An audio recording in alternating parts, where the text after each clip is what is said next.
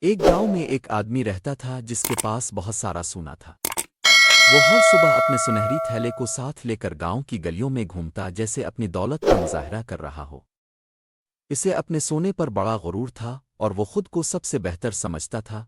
گھر آ کر وہ سونے کے سکوئی گنتا اور مسکرا کر انہیں دیکھتا رہتا۔ اس کے لیے دنیا کی سب سے قیمتی چیز صرف اس کا سونا تھا۔ جب گاؤں کے غریب لوگ اس کے پاس مدد کے لیے آتے تو وہ ان کی بات سننے کے بجائے انہیں ڈانٹ کر بھگا دیتا۔ بھاگو یہاں سے، مدد نہیں ملے گی۔ کبھی کبھی تو وہ ان کے ساتھ سختی بھی کرتا۔ اس کے روئی سے گاؤں والے بہت دل برداشتہ تھے۔ وہ جب گاؤں سے گزرتا تو لوگ اسے دیکھ کر چپ ہو جاتے۔ ان کے چہروں پر اداسی اور آنکھوں میں خوف صاف نظر آتا تھا۔ اس کے ظلم اور غرور نے سب کے دلوں میں فاصلے پیدا کر دیے تھے۔ وہ شخص اپنی دولت میں اتنا مگن تھا کہ اسے آس پاس کھیلتے ہوئے غریب بچے بھی نظر نہیں آتے تھے۔ وہ بس ہنستا اور اپنے سکوئی کو چمکتا دیکھ کر خوش ہوتا۔ پھر ایک دن اچانک آسمان پر کالے بادل چھا گئے۔ تیز ہوا چلنے لگی اور دیکھتے ہی دیکھتے موسلا دھار بارش شروع ہو گئی۔ بارش اتنی شدید تھی کہ اس کے کچے گھر میں پانی داخل ہونے لگا۔ وہ گھبرا کر اپنے سونے کو بچانے کی کوشش کرنے لگا، مگر پانی تیزی سے اندر آ رہا تھا۔ اچانک میز پر رکھے سکوئی پھسل کر نیچے گرے اور بہتے پانی کے ساتھ گھر سے باہر کیچڑ میں بہہ گئے۔ اس کی آنکھوں کے سامنے اس کی ساری دولت ضائع ہو گئی۔ وہ شخص صدمے میں کھڑا رہ گیا۔ دوسری طرف گاؤں والے ایک دوسرے کی مدد کر رہے تھے۔ وہ مل کر اپنے گھروں کو بچا رہے تھے اور ضرورت مندوں کو سہارا دے رہے تھے۔ مگر کسی نے بھی اس مغرور آدمی کی مدد نہیں کی کیونکہ اس نے کبھی کسی کا ساتھ نہیں دیا تھا۔ آخرکار اسے احساس ہوا کہ اصل دولت سونا نہیں بلکہ انسانیت اور ایک دوسرے کی مدد کرنا ہے۔ اس کا سونا جا چکا تھا۔ وہ زمین پر خالی ہاتھ بیٹھا تھا، آنکھوں میں افسوس اور دل میں تنہائی۔ اب نہ دولت تھی نہ غرور، صرف خاموشی اور پچھتاوا تھا۔ دوسری طرف گاؤں والے طوفان کے بعد اپنے گھروں کی مرمت کر رہے تھے۔ وہ ایک دوسرے کا سہارا بنے ہوئے تھے اور مشکل وقت کو مل کر آسان بنا رہے تھے۔ ان کے چہروں پر تھکن کے باوجود اطمینان تھا۔ اب وہ پھٹے پرانے کپڑوں میں گاؤں کی گلیوں میں چلتا تھا۔ پہلے لوگ اس سے ڈرتے تھے، اب اسے نظر انداز کرتے تھے۔ کوئی اس کی طرف دیکھتا بھی نہیں تھا۔ رات کو جب گاؤں پر خاموشی چھا جاتی وہ تنہائی میں بیٹھ کر روتا۔ اسے اپنے وہ دن یاد آتے جب وہ لوگوں کو دھتکارتا اور ان کی مدد کرنے سے انکار کر دیتا تھا۔ ایک دن اس نے ہمت کی۔ اس نے سوچا، کیوں نہ میں بھی کسی چھوٹے کام میں مدد کروں۔ وہ ایک گاؤں والے کے پاس گیا اور جھجکتے ہوئے ہاتھ بٹانے کی پیشکش کی۔ شروع میں گاؤں والا مشکوک نظروں سے اسے دیکھتا رہا، مگر پھر آہستہ آہستہ اسے مدد کرنے دی۔ اسی دن اس کے دل میں تبدیلی کی ایک ننھی سی کرن جاگی۔ اس نے اپنے گھر کے صحن میں ایک چھوٹا سا پودا لگایا۔ روزانہ اسے پانی دیتا، اس کی دیکھ بھال کرتا۔ پانی کے قطرے جب پودے پر گرتے تو اسے عجیب سا سکون محسوس ہوتا۔ لوگوں نے اس کی محنت دیکھی۔ کچھ کے چہروں پر ہلکی سی مسکراہٹ آئی۔ صبح کا سورج اس پر چمکتا اور وہ خاموشی سے کام میں مصروف رہتا۔ ایک دن اس نے ایک بھوکے بچے کو اپنے باغ کا چھوٹا سا پھل دے دیا۔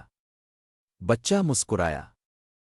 اس مسکراہٹ نے اس کے دل میں وہ خوشی پیدا کی جو سونے کے سکوے سے کبھی نہیں ملی تھی۔ اب وہ گلی صاف کرنے لگا تاکہ سب کو آسانی ہو۔ ایک بزرگ نے سر ہلا کر اس کی تعریف کی۔ اس نے ایک بچے کو بیج بونا سکھایا۔ دونوں مل کر مٹی میں ہاتھ گندے کرتے اور خوشی سے ہنستے۔ پھر ایک دن دوبارہ بادل آئے۔ اس بار وہ گھبرایا نہیں۔ اس نے اپنے پودوں کو بچایا۔ گاؤں والے بھی اس کی مدد کو آگے بڑھے۔ سب نے مل کر پودوں کو محفوظ کر لیا۔ اس نے دل سے سب کا شکریہ ادا کیا۔ اب وہ صاف ستھرے کپڑوں میں گاؤں میں چلتا تو لوگ اسے عزت سے سلام کرتے۔ السلام علیکم۔ وعلیکم السلام۔ آپ کو دیکھ کر دل خوش ہو گیا۔ بھیا میرا پیارا بھائی، آؤ اندر چلو۔ ہاتھ منہ دو۔ وہ بوڑھی عورت کو پانی دیتا۔ شکریہ بیٹا، کوئی بات نہیں اماں۔ یہ پانی کتنا ٹھنڈا ہے۔ جی، میں کل پھر آؤں گا۔ اللہ تمہیں سلامت رکھے۔ اور ایک نیا درخت لگا کر نئی شروعات کی علامت بناتا۔ لوگ بھی اس کے ساتھ مل کر پانی دیتے۔ ہر صبح سورج نئی امید لے کر طلوع ہوتا۔ وہ اپنی پرانی غلطیوں کو یاد کرتا مگر اب ان سے سبق لے چکا تھا۔ روزانہ وہ کسی نہ کسی کی مدد کرتا۔ بچے اسے گلے لگاتے۔ وہ غریب خاندانوں کے ساتھ کھانا بانٹتا۔ یہ لو میرے پیارے پریوار۔ بہت شکریہ بھائی جان۔ یہ रोटी हमें भी दो। तुम सब बांट लो। अल्लाह आपको खुश रखे। अब लोग इस पर भरोसा करते और खेतों में मिलकर काम करते। इसने एक बुजुर्ग की छोटी सी झोंपड़ी ठीक की। शुक्रिया बेटा। कोई बात नहीं अम्मा। ये लो, और चाहिए? हाँ बस हो गया। अल्लाह आपको सलामत रखे। आमीन। और अपने घर के सामने फूल लगा दिए ताकि हर गुजरने वाले के चेहरे पर मुस्कुराहट आए। अब उसके पास सोना नहीं था, मगर उसके पास लोगों की इज्जत, मोहब्बत और एतमाद था, और यही इसकी असल दौलत थी। वक्त गुजरता गया और गांव पहले से ज्यादा खूबसूरत और सरसब्ज हो गया। हर तरफ हरियाली और खुशी थी। लोग मिल जल कर रहते थे। लेकिन इस आदमी के दिल में कहीं न कहीं लालच अभी भी छुपा हुआ था। वो दरख्त के पीछे खड़ा होकर घरों को गौर से देखता रहता। रात के अंधेरे में जब सब लोग सो जाते, वो आहिस्ता आहिस्ता गांव की गलियों में निकलता। दबे कदमों लोगों के घरों के करीब जाता और आदेर अलिफादेर देखता कि कोई इसे देख ना ले। फिर मौके पाकर वो किसी घर से सिकवी का छोटा सा थैला उठा लेता और खामोशी से वापस चला जाता। अपने घर पहुंचकर वो चोरी का सामान फर्श के नीचे छुपा देता। इसके चेहरे पर खौफ भी होता और लालच भी। सुबह जब गांव वाले जागते तो परेशान हो जाते। किसी के सकुई गायब थे, किसी की चीजें।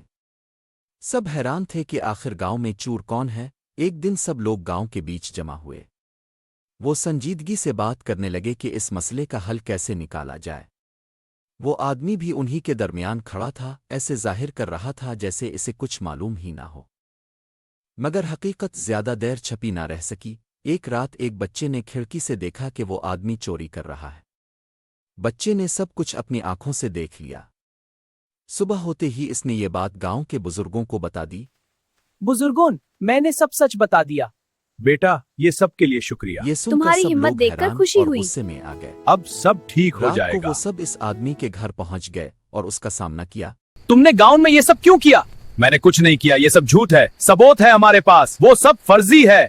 तो सच सच जब बताओ। उन्होंने इसके घर का फर्श उठाया तो नीचे से चोरी का सारा सामान निकल आया। अब सच सबके सामने था। वो आदमी शर्मिंदगी से सर झुकाकर खड़ा था। इसकी आंखों में आंसू थे।